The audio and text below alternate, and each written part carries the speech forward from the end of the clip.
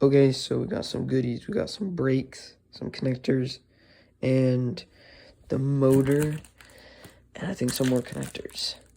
Huh? Bruh. Nope. Huh? Bruh. Bruh. Huh? Bruh. Nope. Huh? Bruh.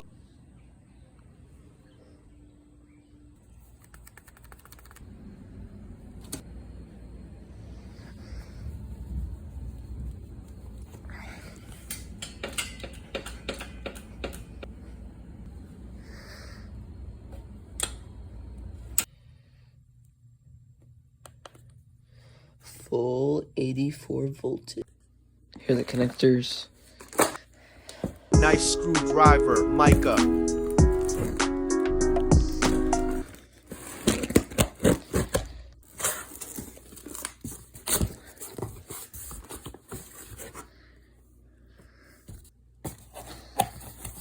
Ooh, the controller.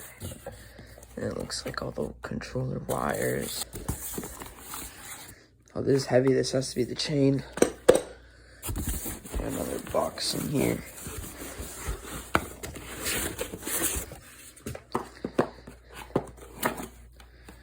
That is my throttle. Let's go. And this is the beast. 72 volt motor. I haven't mentioned it yet, but I did get mountain bike brakes. It comes with a new rotor, and they look pretty nice. But mountain bike brakes, the back brake is on the right, but for wheelies on a Razor, I'm gonna have to switch it upside down to go on the left.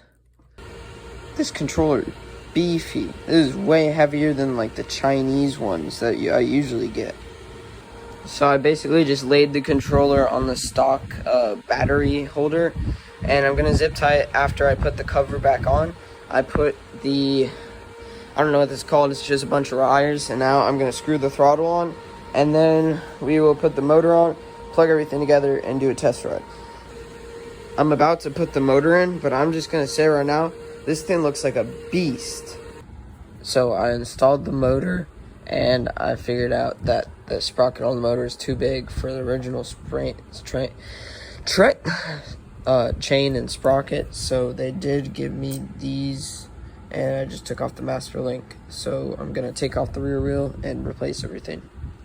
Okay guys, I didn't really record much, but what I basically did is I took the old sprocket off, so it's right there.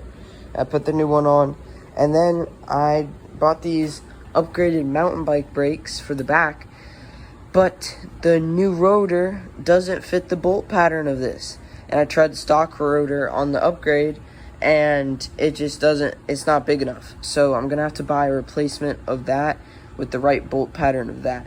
So let's just put everything together and see if it works.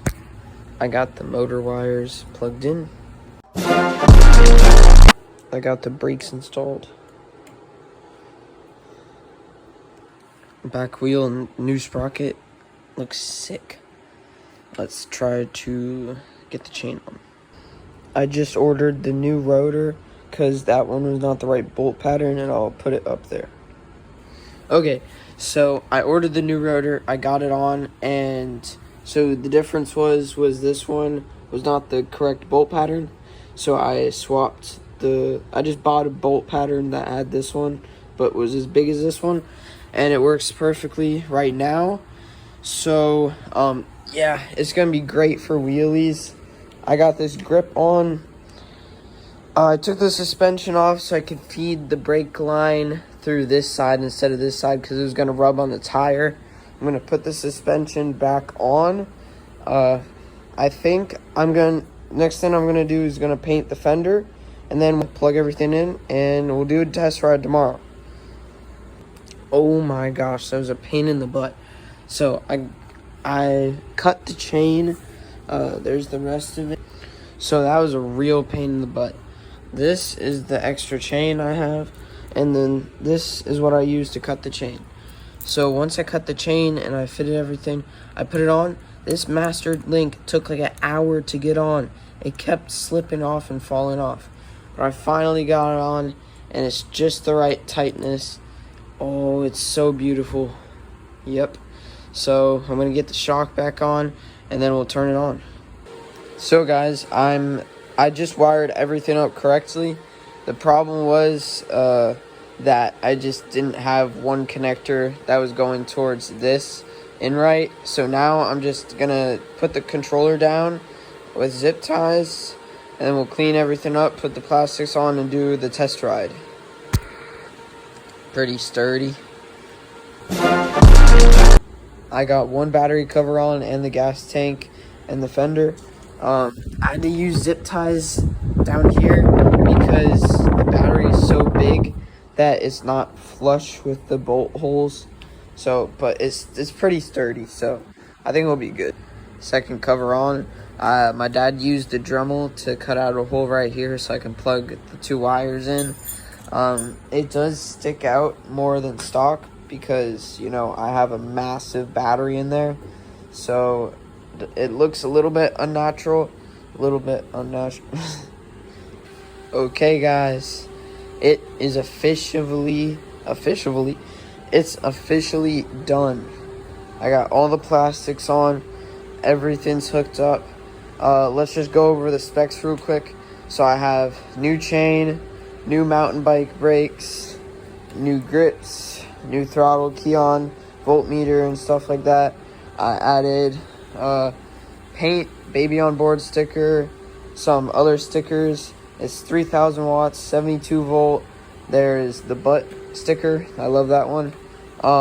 It has underglow, as you can see, which looks pretty sick. So I'm gonna do a little edit and then we're gonna ride it.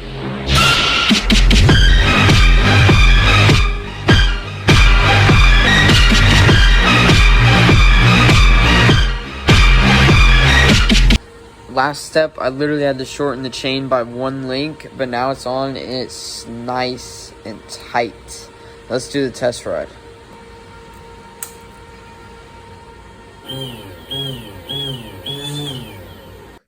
Okay, so the problem is I tried riding it last night and the wheel would not spin, but the sprocket would. The free wheel is just busted.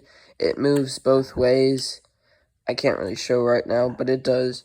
And the teeth in there are cooked.